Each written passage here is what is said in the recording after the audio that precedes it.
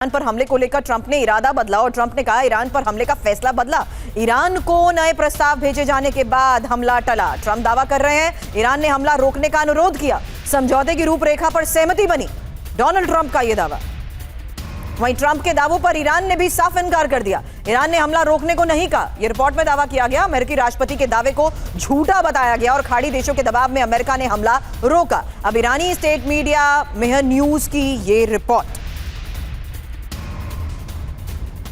वहीं खबर यह कि ईरान से डरकर हमले से पीछे हटे ट्रंप और दूसरे देशों के दबाव में ट्रंप ने फैसला बदला है। ईरानी स्टेट मीडिया IRIB ने ट्रंप का मजाक भी उड़ाया और कहा युद्ध भड़काने वाले राष्ट्रपति ट्रंप हैं। अब पांडे सर, अभी तक हम ये बात करते थे कि अगर अमेरिका फुल स्केल वॉर की तैयारी करता है मतलब न्यूक्लियर टॉक्स, डेटरेंस और रीजनल स्टेबिलिटी कहीं कोलैप्स हो सकती है, लेकिन ये तो ईरान की मंशा बन चुकी है। ईरान भी ऐसे फैसले और ऐसी चेतावनी दे रहा है और जिस स्तर पर वो तैयारी करते हुए फुल स्केल वॉर की तैयारी को लेकर चेतावनी कर रहा है, वो जाहिर सी बात है रीजनल स्टेबिलिटी को पूरी तरह से डिरेल करना चाहता है। देखिए, एक समीकरण बनता है कि अमेरिका जिस प्रकार से अपनी एग्रेसिव अप्रोच दिखा रहा है और वो हमने बस जिक्र किया एयर टू रिफ्यूलर मूव कर रहा है, और उसको अगर देखा जाए पिछले 15 दिन का अगर हम फ्लाइट डेटा देखें तो इतना सारा मूवमेंट हुआ है जो कि स्ट्रेटेजिक मूवमेंट हुआ है, जो अमेरिका को रिकूप करने के लिए रिसोर्सेज खूब पंप इन किए गए हैं इस रीजन में। और इसको तो अब इसके जवाब में समीकरण बराबर करने के लिए जरूरी है कि रशिया भी कुछ करे, ईरान भी कुछ करे। तो ईरान के पास हमने दो खबरें बहुत महत्वपूर्ण आई। एक तो क्या है कि उसको चाइना से लगभग 600 मैनपैड जो सोल्जर फायर मिसाइल्स होती हैं वो मिल रही हैं, जो कि काफी आला दर्जे की है, उनकी काफी अच्छी रेंज है, क्योंकि बड़ा मुश्किल होता है लॉन्ग रेंज मैनपैड का।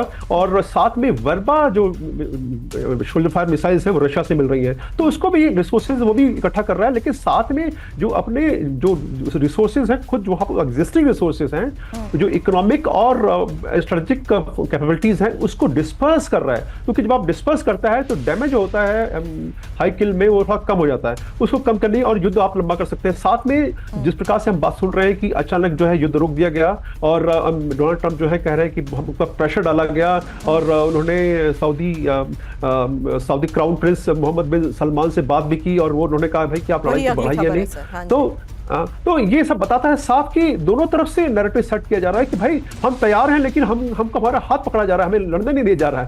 तो देखना ये होगा कि दोनों इन शब्दों के पीछे अपनी युद्ध तैयारियों में लगे हैं, और जिस प्रकार से ईरान की तैयारियां हैं वो भी इंडिकेट कर रही है शायद अब वो ग्राउंड। लेकिन आज एक और सवाल है सर, और अब वो सवाल है सऊदी अरब की तैयारी को लेकर। इसीलिए मैंने रीजनल स्टेबिलिटी की भी बात करी, क्योंकि सऊदी अरब को ईरान की सीधी चेतावनी। अगली खबर सुनिए। अमेरिकी हमले में शामिल हर देश अंजाम भुगतेंगे। ईरान के विदेश मंत्री ने सऊदी अरब के विदेश मंत्री के फोन पर बात की और अरागची ने कहा जिस देश से हमला उसे भागीदार मानेंगे। वहीं ईरान पर अमेरिकी हमलों के खिलाफ सऊदी अरब और सऊदी के प्रिंस सलमान ने ट्रंप को चेतावनी भी दी। सऊदी ने ट्रंप से तनाव कम करने को कहा। ऑयल फील्ड पर और हमले नहीं चाहता है सऊदी अरब। एक्सियोस की रिपोर्ट में बड़ा दावा। तो जंग रोके अमेरिका, सऊदी की वार्निंग। और सऊदी अरब के प्रिंस सलमान ने ट्रंप से फोन पर बात की है। ईरान पर हमले रोकने और तनाव कम करने को भी कहा है। खाड़ी के देश हमले रोकने की कोशिश कर रहे हैं, प्रिंस सलमान ने कहा, और ऑयल फील्ड पर अब और हमले सऊदी अरब नहीं चाहता है। प्रिंस सलमान का संदेश लेकर अमेरिका गए थे रक्षा मंत्री प्रिंस खालिद, और अमेरिका की मदद करने पर हमलों की धमकी दे चुका है ईरान।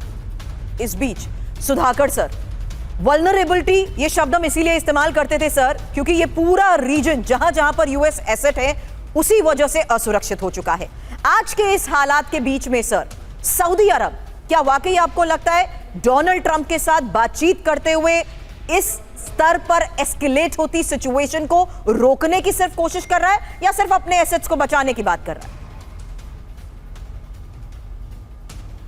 बहुत बढ़िया सवाल आपने किया है। देखिए, सऊदी अरेबिया को हमें समझना पड़ेगा, ये एक ऐसा देश है जो शुरू से ही डी एस्केलेशन के मूड पे काफ़ी जोर लगा रखा है। यूएसए को कोई बार बोल चुका है, ईरान के साथ ट्रैक टू डिप्लोमेसी डायलॉग चल रहा है कि इसको किस तरफ डी एस्केलेट किया जाए। सो मच सो इनका जो बैकडोर डिप्लोमेसी काफ़ी आगे तक पहुंच चुका है, लेकिन बाहर ओपन सोर्स में नहीं आ रहे हैं। तो ऐसा हालत में अमेरिका सऊदी अरेबिया को खोना नहीं चाह रहा है, क्योंकि अगर आप इसी साल 14 मार्च का पेजेश्कियान की जो प्रेस ब्रीफिंग था, उन्होंने एक बयान दिया था। उस बयान में उन्होंने ये कहा था कि local problem local solution, West Asia का प्रॉब्लम वेस्ट एशिया का सोल्यूशन, हमें बाहर से कोई मदद नहीं चाहिए, आप चले जाओ। उन्होंने डायरेक्टली बोला था अमेरिका को यहाँ से दफा हो जाओ। और साथ ही ये भी बोला था कि जितने भी जीसीसी और पर्शियन गल्फ के कंट्रीज हैं, इनके साथ मिलजुल के ये एक रीजनल आर्किटेक्चर, सिक्योरिटी आर्किटेक्चर बनाने में उन्होंने शुरू कर दिया है।